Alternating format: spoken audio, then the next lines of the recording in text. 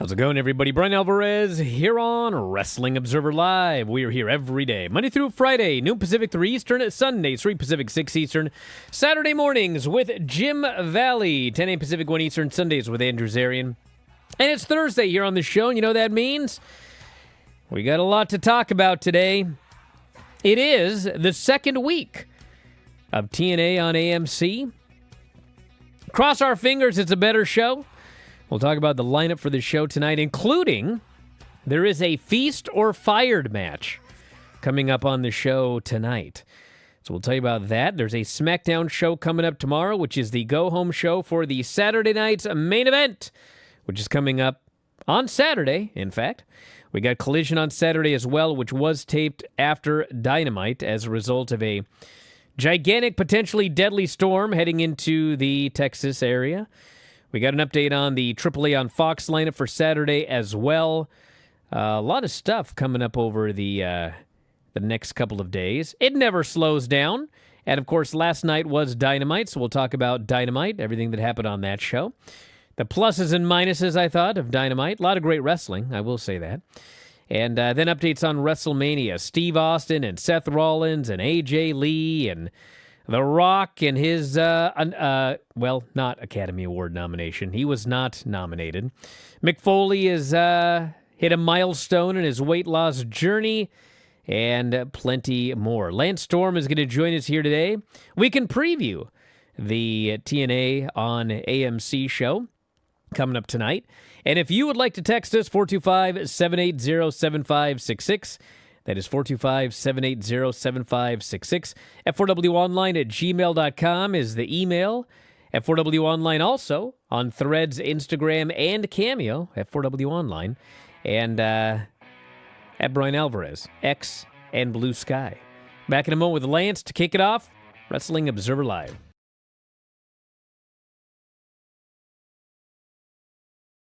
Just a quick note before this free video.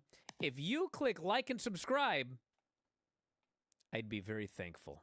Chat GPT, SmackDown review starring Filthy Tom and Bryan Alvarez. Welcome back, you miserable wretches, to another disaster of an episode of Figure 4 Daily, the only show on the internet that's guaranteed to make your brain rot faster than watching one of these SmackDown episodes. I'm your host, Filthy Tom Waller, joined by the man who somehow manages to be more useless than a rubber knife in a prison fight, Bryan Alvarez. What's up, Bryan? Let's not pretend you're the shining star of this operation. You're like a broken pencil. Pointless. And I don't even know I'm still here with you. Anyway, let's get to this train wreck of a SmackDown. Spoiler alert, if you were expecting a wrestling show, you've come to the wrong place. It was like watching someone fall asleep in real time. You should know all about falling asleep, Bryan, since you've been half dead for years now. If enthusiasm was an Olympic sport, you would get a participation medal for showing up, but still lose. I could tell the crowd was hyped for Drew, and Nakamura's music is always a banger, but it was just nothing. It's like watching a 5-minute commercial for a product you don't even want to buy. And I bet the only thing that was more uninspiring than this match was your entire existence.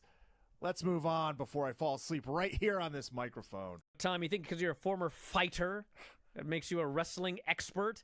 You'd probably lose in a match with a traffic cone. Look, Jade's a star, but Liv Morgan, she's the human version of a please wait screen.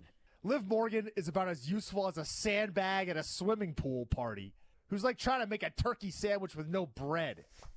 It's like the crowd went from yay to who's got the remote. Can we change the channel?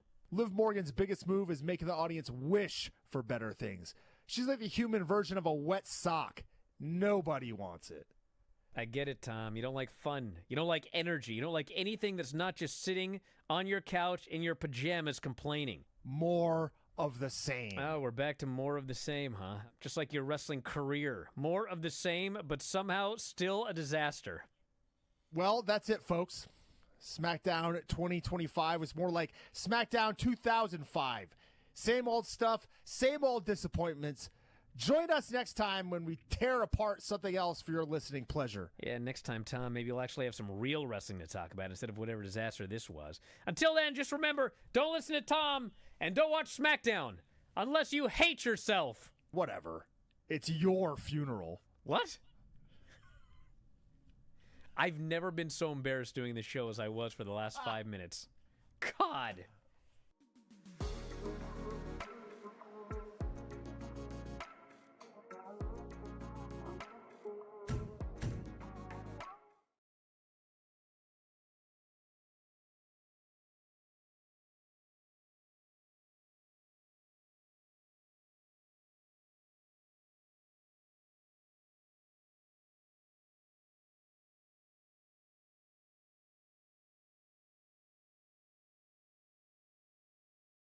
Back in the show, Bryan Alvarez here, Wrestling Observer Alive. Lance Storm is joining us here today, and we got a lot to talk about, including another episode of Impact tonight, which clearly, Lance, you're not going to be at. Unfortunately, no. The good news is visas came through finally, but they came through yesterday evening, and So literally hours after you were supposed to fly out? well, quite a few. I was leaving at like 2:00 in the afternoon on Wednesday, and several hours after I would need to be in the air already, and getting in today would be a 12-hour, probably very expensive flight to get me in quite late. So the decision was made that with my travel plans canceled, I will remain home this loop.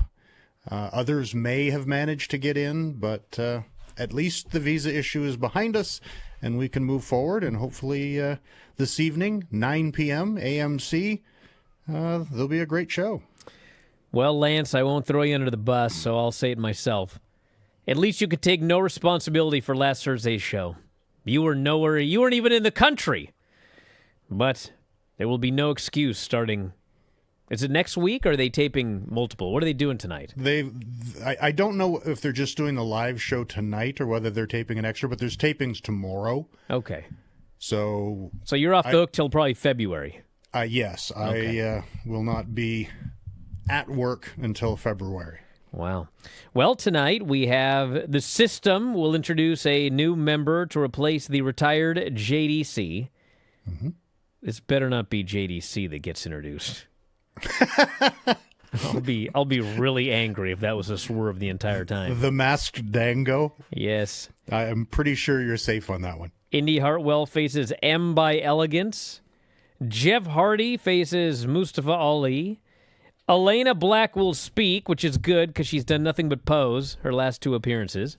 She literally just walks out and poses. She's like Megan Bain. And then we have a Feast or Fired match. Yes. Do we know who's in the Feast or Fired match? No. But is that unusual, or is that how they always do it? I honestly don't know how they usually do it. It's been a year or two since we did it. Uemura from New Japan was the last to get fired when I was there. But yeah, there's 4 cases. 3 people will be getting title shots, and 1 person will be getting fired. So a World Heavyweight title shot, a X Division title shot, and a tag title shot is usually what's on the line. And then 1 person gets fired. So I think they probably should have had a lineup for that match. I mean, when you think about it, it's like 1 person in TNA is going to be fired, and yes. 3 people are going to get title shots. Like, who's in this match? Well, again, I don't know the creative process behind it, but again, we got to figure out who we're going to fire. No, well, I'm assuming that person they knew ahead of time, but you also have to consider that perhaps some of the other people were pending visa people. So tune in. Surprises can be positive. Huh. I don't know about this whole Feast or Fired, but we'll see what happens tonight. I'm going to be watching this show every week, Lance. Well, good. Yes, you're going to get my real thoughts, as you got last Thursday or Friday. So anyway, that's coming up tonight. And then SmackDown is tomorrow. Wyatt 6 and the MFTs for the tag team titles. Alexa and Charlotte, Julian Kiana, and Nia and Lash, #1 contenders match for the women's tag titles. Nathan Frazier and Johnny Gargano, Damian Priest and Trick Williams. And AJ Styles has been invited to appear by Nick Aldis. I think Nick is going to try and talk him out of this match with Gunther. Hopefully he'll just tell him it's too big of a gamble and not that it's a terrible idea, AJ. And then Saturday night's main event is Saturday. Rhea and Io versus Judgment Day for the women's tag titles. Cody Rhodes and Jacob Fatu. And the number one contenders match, the winner gets a championship match against Drew McIntyre at the Royal Rumble. Damian Priest, Randy Orton, Sami Zayn, and Trick Williams. This has to be the most poorly promoted Saturday night's main event they've ever had. I mean... I didn't know about it until you mentioned it. They barely put stuff on Raw, and I don't know. I guess I have to... I was kind of going through everything at the beginning of the year. I was like, what am I paying for that I don't even need? And I started going through all these subscriptions, and... I canceled Peacock. I'm like, well, they're on ESPN now, and you won't get Saturday night's main event. I don't think there's any NXTs, until probably, whatever, if there are even any more on.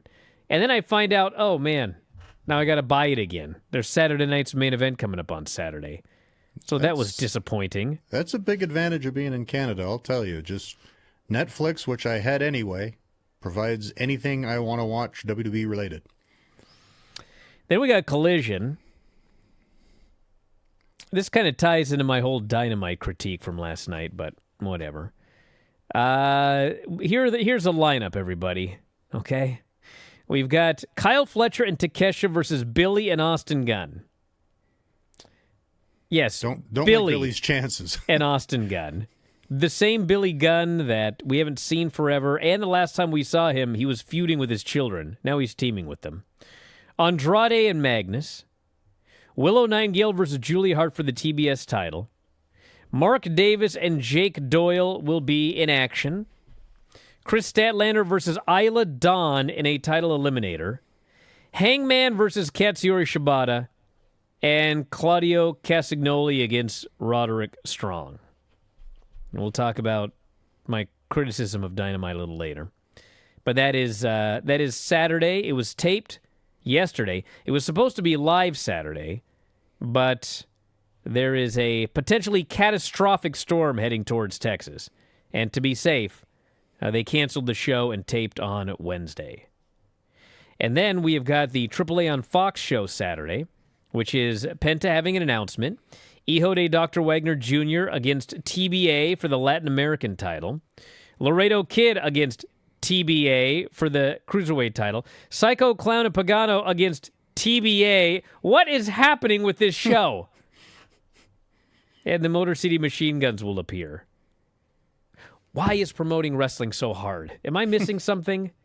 Jeez. 3 TBAs? Whatever. All right. WrestleMania is coming up.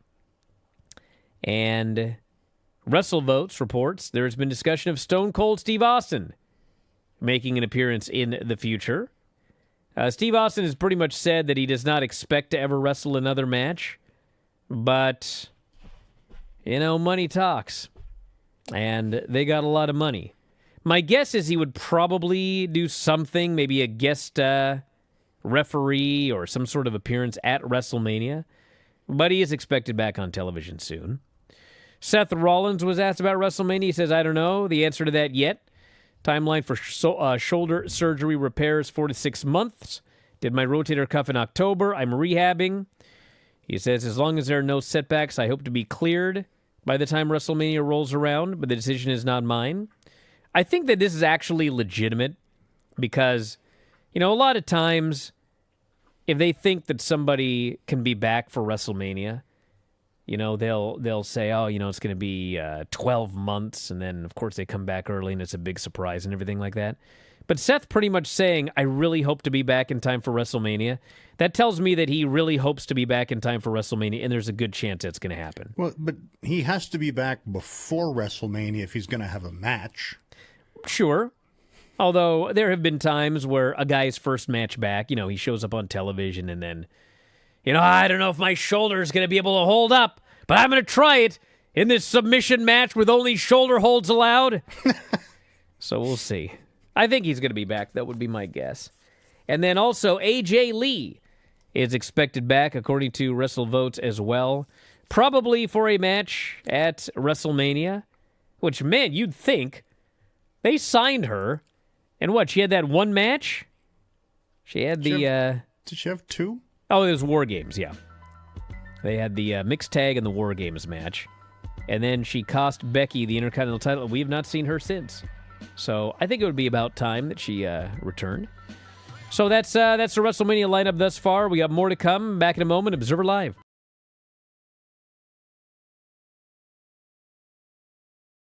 Just a quick note before this free video. If you click like and subscribe, I'd be very thankful.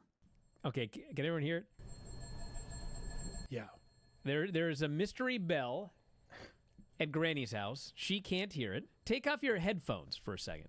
I had them on wrong anyway. Okay. I can't get them on right. What? Take them off and listen. You have in your elbow? Is the fan on her computer? Nothing. All right. Well, this is going to be an exciting show. Gonna have bells ringing through the whole thing, and it's every week. It's got to be me. Do you have a neighbor that's an ice cream man No, practicing out there? I got a neighbor that smokes marijuana. I'm sure you do. I guess Whatever that noise is, I mean, it's still going. Yeah, it's not going to stop, dude. Brian, do you want me to get off here and go see if open the door and see if there's anything out there? You think something's out the front door? Is he ringing the bell the entire time? No, Granny, you don't. Let me need to- in! Let me it's in! Fine. It's fine. If it's death, don't open the door. Thank you, Craig. This person thinks it's a stove timer. Have you burned the roast? No, I don't have a stove. You want me to just get off here? No. We're going to barrel through it. I'd love it. You're not even doing anything. Granny, Nick says that you've got an old-fashioned analog alarm clock in Terry's bedroom. I don't know. I got a new alarm clock, battery operated. Is that what she meant? Well, whatever it is, it's going haywire right now. Oh, it might be my alarm, Do you think? but it's way back in the bedroom. Don't worry about it right now. But when the show's over, you might want to go... That's what it is. Okay. Solve the mystery. Is there a reason you didn't turn it off when it started ringing? Well, I wasn't in there. I didn't. Duh. I took a nap. I took a nap and set the alarm. I thought I shut it off, but I probably didn't. No. You probably didn't. That's life. I would say with a good deal of certainty that you didn't turn it off. Brian, that's life around here. Yeah, I'm well aware. I do the show with Dave, too. Say, Hear all sorts of things in the background. did I do that? You know, Yeah, you did do that. or I thought I did that, but I didn't. in there. I wake up and I see lights on, and I say, I didn't turn those lights on. What's going on? Maybe the place is haunted. Could be. Okay. It's my brain that's haunted. Well, I hope not. Instead of suffering through the YouTube chat, click like and subscribe.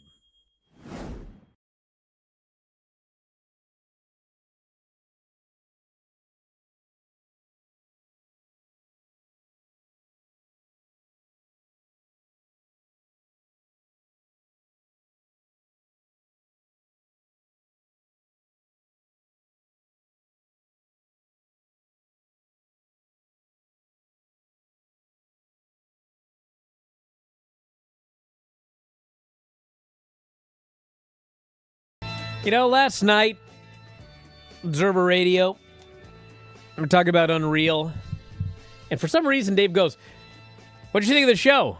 I said, "I didn't watch it." He goes, "What? I thought you were going to watch it." I don't even know where he got that.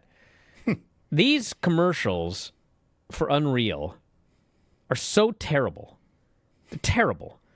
Because the point of a commercial is to compel you to purchase a product or watch a show or whatever. And these commercials, I watch the commercials for Unreal, and it's like, I am not wasting my time watching this show. I'm not. I can think of 500 things I could do with my life.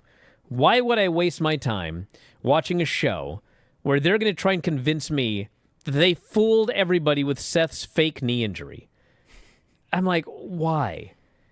And so a bunch of people were posting on the board today, and our good friend Paul Fontaine, very level-headed guy, he says, Brian's thoughts about Unreal were the exact same as mine. Every clip they showed of the show made me want to see it less. That said, he writes, I had to watch episode 1 because I'm reviewing it on a podcast on the site later today. And I really enjoyed the show. I don't say this to get people to watch it. That's not my job.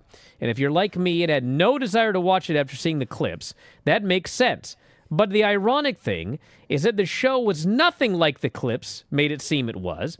It was basically giving you a look at the people behind the characters, their thoughts about the storylines they were doing, the matches they were doing, etc., the real-life struggles. It was all very compelling, which begs the question, why would they show such awful clips like Seth cackling that he fooled people, or Levesque lying and saying Killings was always under contract when they could have marketed it as it was instead? I thought it was a huge miss by whoever made the decision to how best to market the show. And then the next, Dave Portivo, next guy in the thread, I mean, he says the exact same thing. It's like, I enjoyed the characters and the personality pieces. Many of the episodes have been really good. So it does, why are they marketing it? Who are they marketing this show for? That's my question. Because I watch those commercials and it's like, never. I will never watch that show. And many, many other people have said that same thing after watching the commercials. So why are the commercials that way? And you know the thing about this, what's that guy's name? Rosenberg? What's his name, everybody? Something Rosenberg. He's on all of the pre-shows. He's a radio guy. I actually liked him until about 3 days ago. Peter Rosenberg. Peter Rosenberg did something with WWE, and I was really impressed with the guy. And before that, it was always sort of like, he's one of these talking head geeks, whatever. But he was really good at whatever he did. But then, this guy came after me. Oh, no. Oh, now he's going to get it. This Did dork. Did he call you a talking head? This geek, on his podcast or whatever, he goes, these Alvarez, Meltzer, blah, blah, blah. They are living a bubble. He said I lived in a bubble. A guy that's a talking head on WWE television for the pre-shows. He said I'm in a wrestling bubble. He goes, this Seth thing really fooled everybody. Oh, Jesus. They're in a bubble to think that everybody knew about it. It's like, brother, listen. Everybody knew by Sunday. Sunday? The whole thing was a work. Dude, I don't know if it was you or someone else that I talked to, but when it happened, I looked at the clip and texted them going, he's selling. Well, sure. But 100%. 5 seconds after it happened. Here's my point, okay? When it happened in the moment, the way they did it, they actually did it pretty well by WWE injury standards. And, when the show was over, and this is the key, they fooled the workers.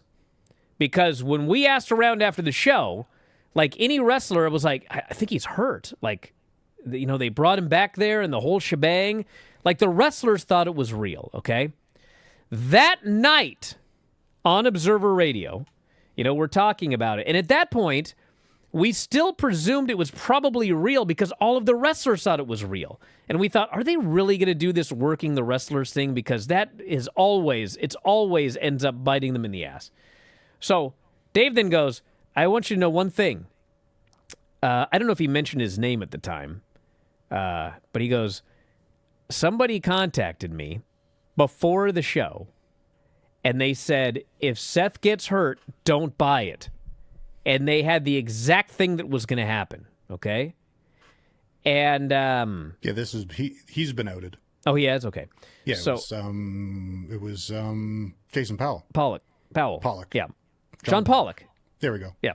He was one of the guys from Toronto. John Pollock. So he told Dave this before, okay? And so it was like, all the wrestlers think it's real. Everyone there, they all think it's real.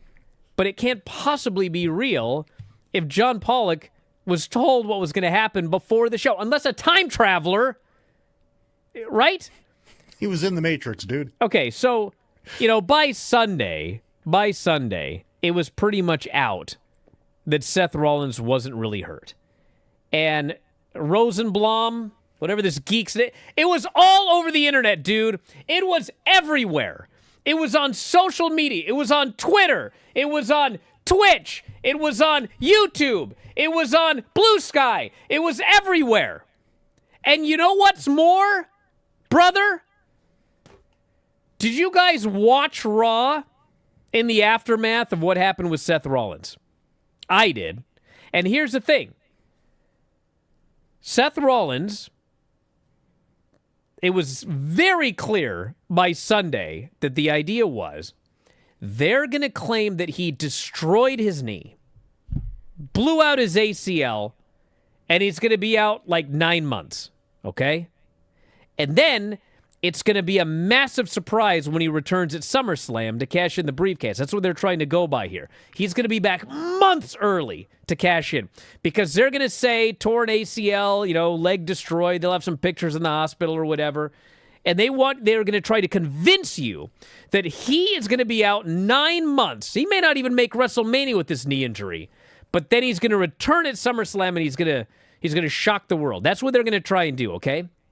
Dude, by Monday, it was so obvious what had happened, and everybody knew about it, that when Paul Heyman on the show addressed Seth's knee injury, he never said he's got a torn ACL, he's got a serious knee injury that's going to keep him out maybe for the rest of it. He never said any of that. All he said was, doesn't look good. He's got to be evaluated. They never went with the storyline that he was going to be out a significant amount of time because they knew that everybody knew he didn't actually tear his ACL. So anyway, we're living in a world, Brian, where there's a lot of people telling you to ignore what you see with your own eyes. And I'm just sick of believe it. What I tell you, and that's what they do. I'm sick of it. It was ridiculous. Nobody bought that. And you know what's funny? He goes on his podcast and he goes off and blah, blah, blah, blah, blah, blah, blah. Why don't you read the comments that were written on his own podcast? The comments are like, bro, what are you talking about? Everybody knew. Everybody knew. Of course you're saying that. You work for WWE. Everybody knew. Because everybody knew. So anyway. Yeah, let it go, Brian. Doing a commercial trying to tell me that they fooled everybody, that's what brought this all on. I mean, come on. You want me to watch the show after you're trying to tell me that you guys think that you fooled everybody? I'm not watching the show. That's a horrible commercial. All right. I feel better now. Well, that's good. Good for Mick Foley. Dropped 100 pounds. Wow, nice. His highest weight was 372. Oof. And he has dropped down to 272. I bet his knees and hips are happy. I'll bet you they are. Took him 2 years, he said, which is actually good. Because the slower you lose it, the more likely you are to keep it off. So good for Mick Foley. Is that with the help of DDP, I assume? I would presume so. All right. Talked about Netflix and everything like that, and Ciampa's on his way out. We talked about that. I think that's most of the news here. So when we come back, we'll be able to talk about that Dynamite show. Which I guess we'll preface it here because I got something to say before I do the review. But what did you think of Dynamite, Lance? I want to start by saying I didn't get the overrun. Oh, my recording cut out. No, that's definitely not AEW's fault. It's your fault, Lance. You need to find a way to watch the overrun. Yeah, well, Swerve and Kevin Knight were standing there trading forearms, and my screen went off and asked if I wanted to delete my recording. Was not happy. Bad enough I got to pay $12 for TSN to watch one show. You paid $12 to watch a show and couldn't even see the whole thing. Yeah. So add TSN to the list that doesn't include the overrun? Okay. So anyway, what did you think of the show overall? There was some good wrestling, but my OCD logic brain had some issues. That sounds about right. Yeah, there was some really good wrestling on the show. I don't want to gloss over that because don't want the sickos to get angry. But there were a lot of good that did real well. There were a lot of good matches there. And since you didn't see the main event, I will at least tell you, as if I need to. Kevin Knight did not beat Swerve Strickland. He lost. What? Yes. So we'll get into this after the break. Observer Live.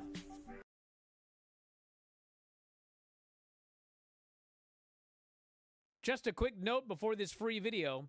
If you click like and subscribe, I'd be very thankful. What was up with this week? Everyone thinking Monday was Tuesday. Everyone? sir.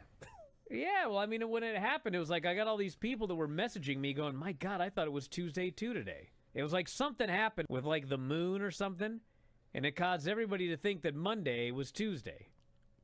You know what I'm saying? No. Like, God, am I losing it? Yes. Have you ever lost something and gave up all hope before finding it in an obvious place? Yeah, my mind. I went to go make her the quesadilla, and I opened up the pantry, and there's no tortillas. I looked down on the ground, and there's the package that they used to be in, but there's no tortillas. So I call Hanale over, and she says, well, I didn't know how to close the bag. Uh-oh. So I put them all in a box of light bulbs. I said, why did you put them in a box with light bulbs? Swear to God, she goes, if that box is good enough for light bulbs, it's good enough for tortillas. And I said, no, that's not worse. I open the box, these tortillas are hard as a rock. She is so your daughter. Crumbling to dust. It's insane. God. I lost my wallet at the Alamo Dome. The next day, I got a call from an usher that he found it. When I met up with him, everything was still in it. He refused to accept any money from me. Wow. Wow. I once lost my wallet in El Segundo. Lantian says Big Dave's sanity. Wow. Well, I mean, he found it then. It's right there. It's never lost. 99% of the time, no matter where I park, I always know exactly where it is. But there's always that 1% of the time where is my car? Dude. And it's like in a bizarre place. Like, what was going on? All right, Granny, what do we got? We need to buy you a machine that you speak into, and it converts your voice into text. Oh, my God. So you don't have to write it down anymore. Absolutely not. And then I think even better, we put that text into a text-to-voice app and have it read her. Oh, my God. Whatever. Stacy Keebler, her and Tori had a eggnog fight. Just a minute here. Okay. Looks my page. Then he I looks decided completely depressed over there. Take something from down below. Mind your own business. They're like, Ray Kinsella builds a baseball field Field on of his Dreams. Kevin Costner. baseball. James Earl Jones. If you build it, they will come. Iowa. Oh, all right. You didn't let me finish the question, Brian. She's right. Oh, she yells at me.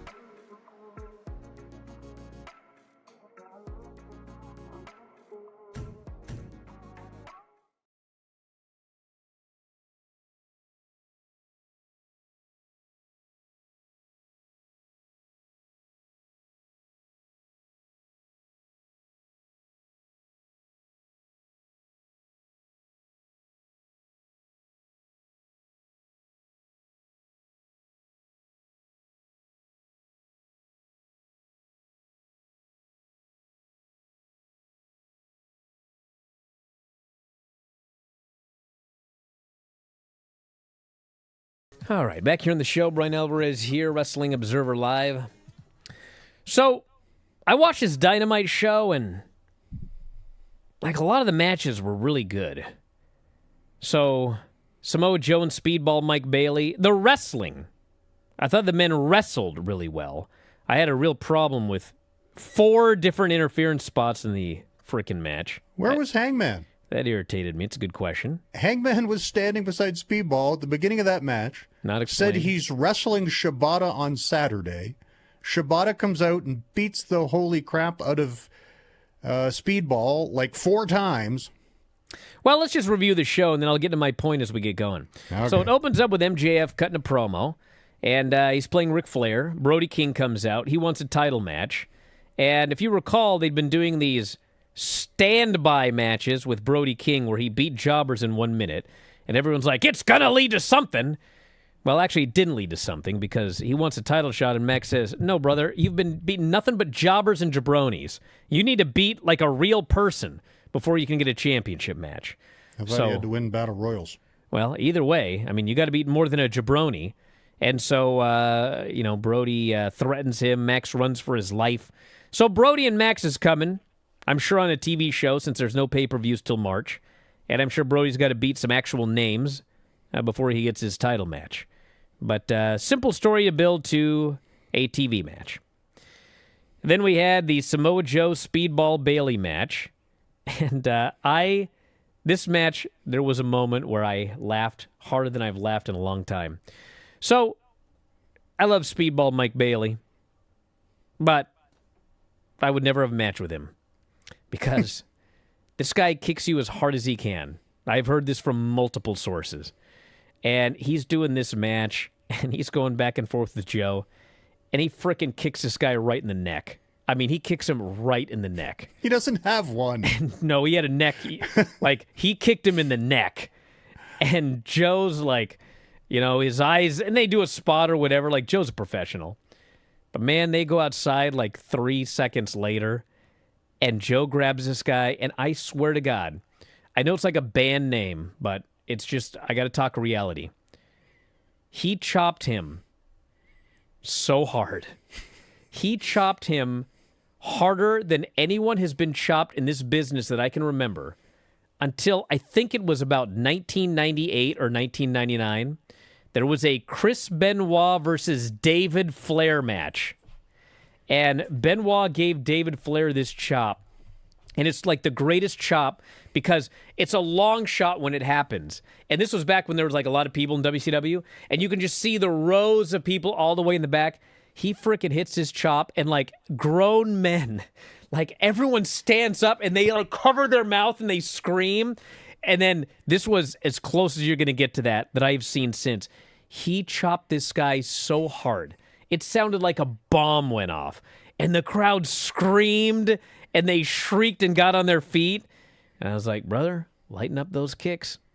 And they kept going, and there was interference, and then interference, and then interference, and then interference, and then Samoa Joe hit him with the Muscle Buster and won.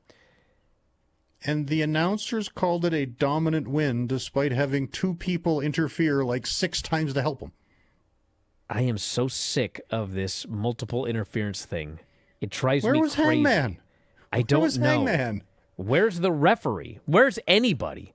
I mean, I get it. You interfere for the heat, you interfere for the finish, whatever. Like we've seen it for a million years.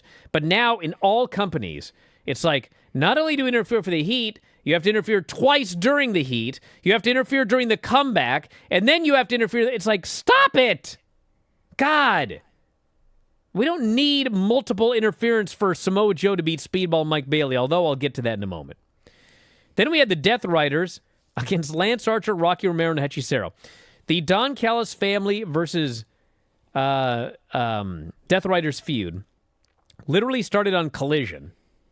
And 5 days later, we have this insane match.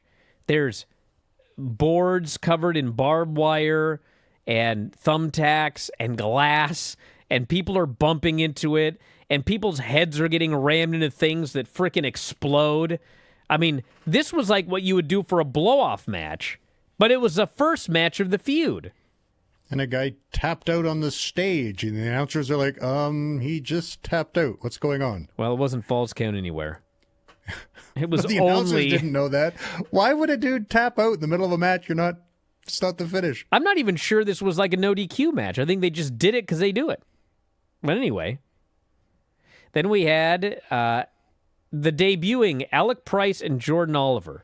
2 young guys. They were excited. And they've been a great team on the Indies, and they get signed by AEW. And if you are surprised by what happened here, you don't watch AEW. Their debut match was with FTR, and FTR beat them. Shatter Machine finish. And that was that. Gave him a ton, but then beat him. Yes. Then we had Josh Alexander and Kenny Omega. Of all of the matches on the show, I thought as a match, this was the best one. Actually, by far. Yeah, I enjoyed this the most. Now, to be fair, I didn't see the end of the main event, so... Yes, this was Kenny was great. He sold great. Josh Alexander attacked the diverticulitis.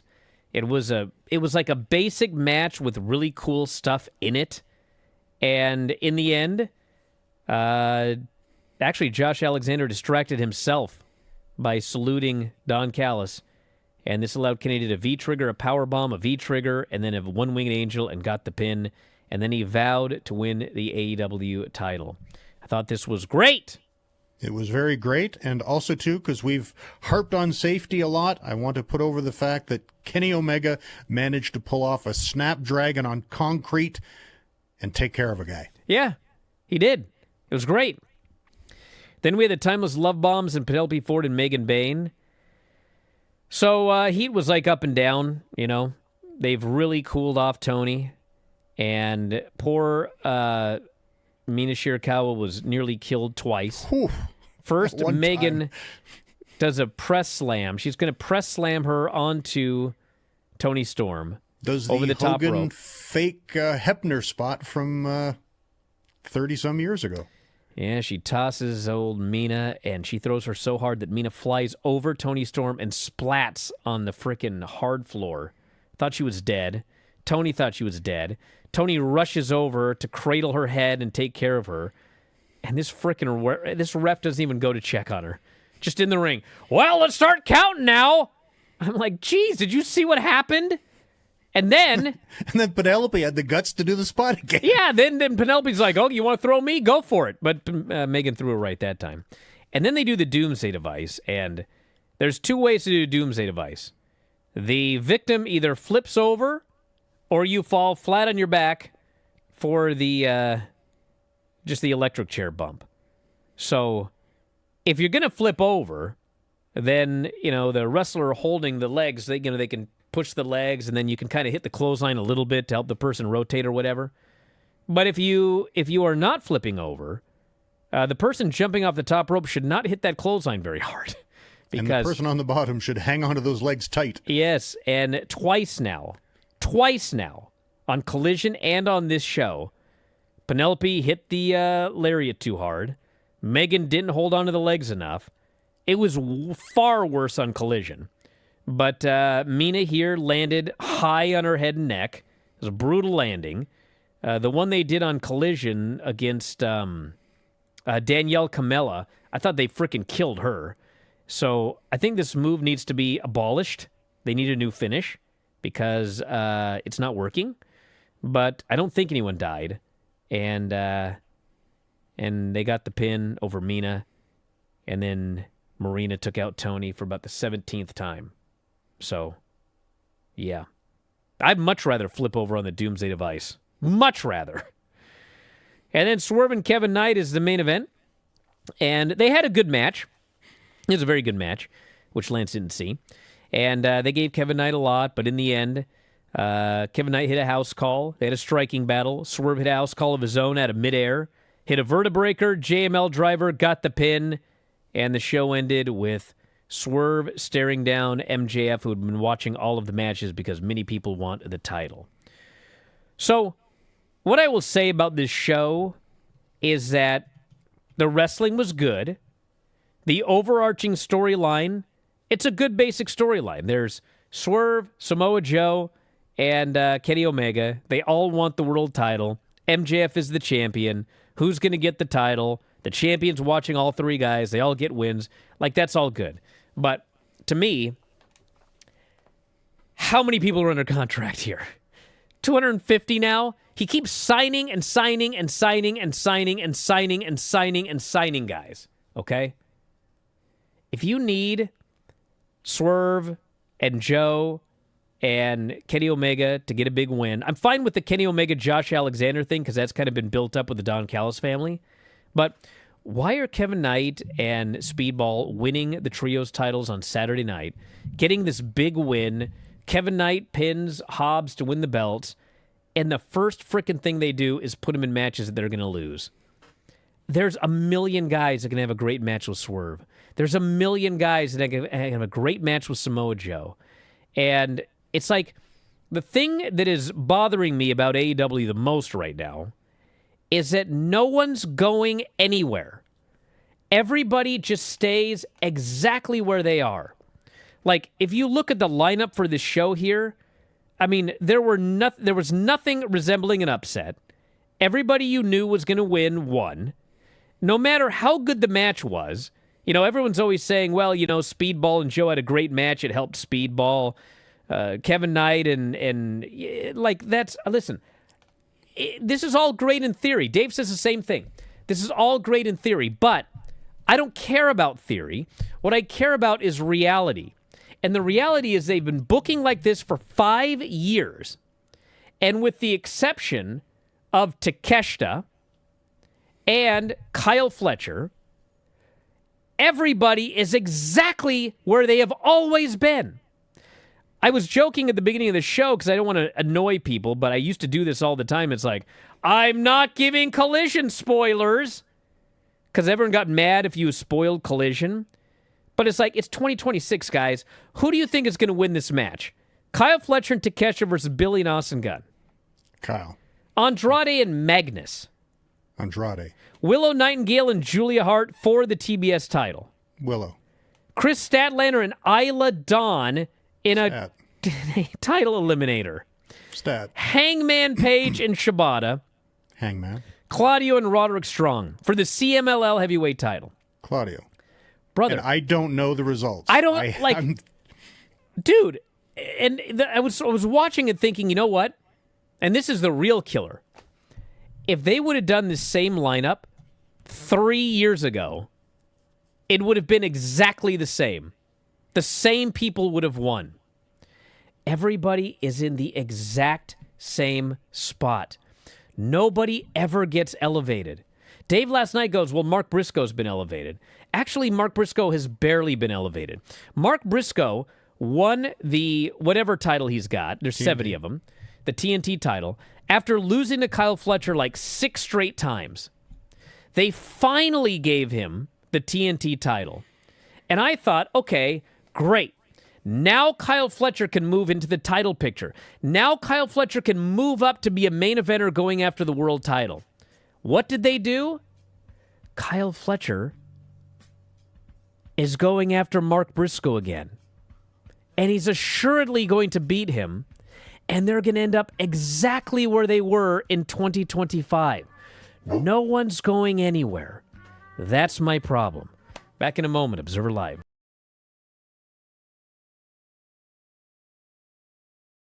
Just a quick note before this free video.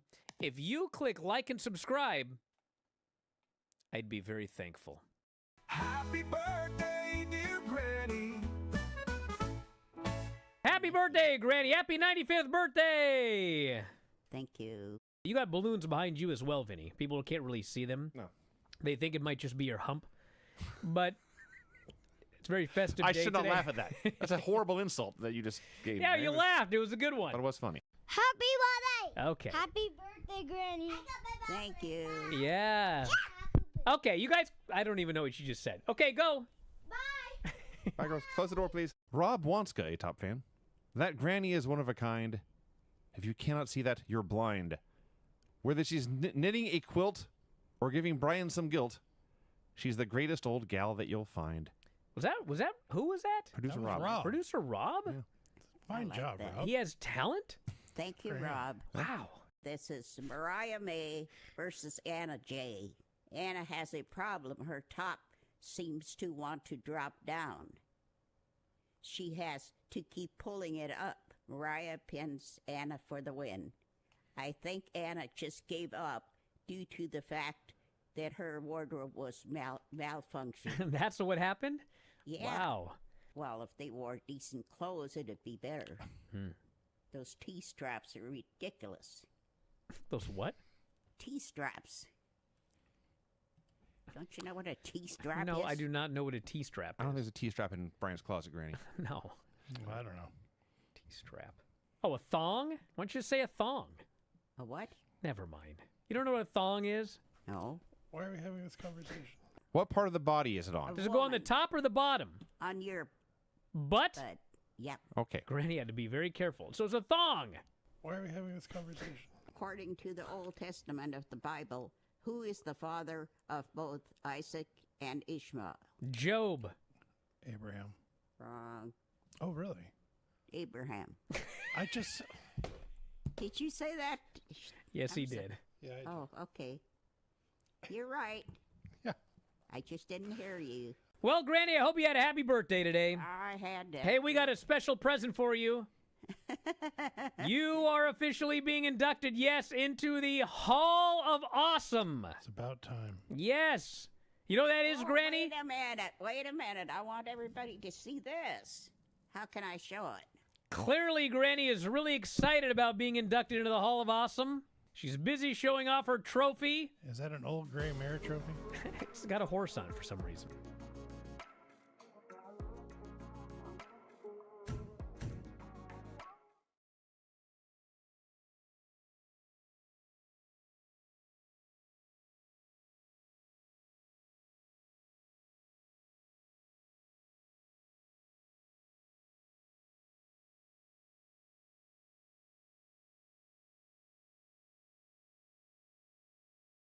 I will say, this is not strictly an AEW problem. WWE has the same problem.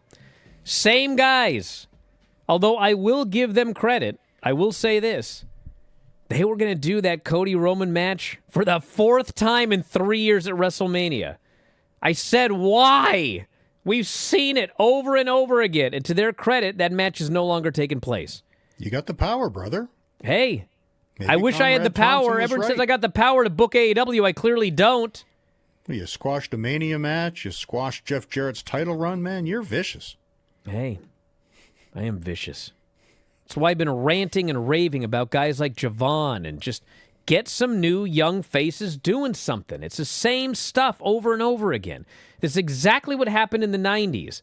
Everybody ran with a pat hand for years and years and years and years and years. And in WCW, it ended up killing them. And in WWE, it didn't kill them because there's nothing else to watch. So instead, they just went into a decline for like 15 years because you just can't keep doing the exact same thing. We need new people on top. We need people moving up the card. We need other people moving down the card. And instead, it's like I'm watching the same shows over and over and over again.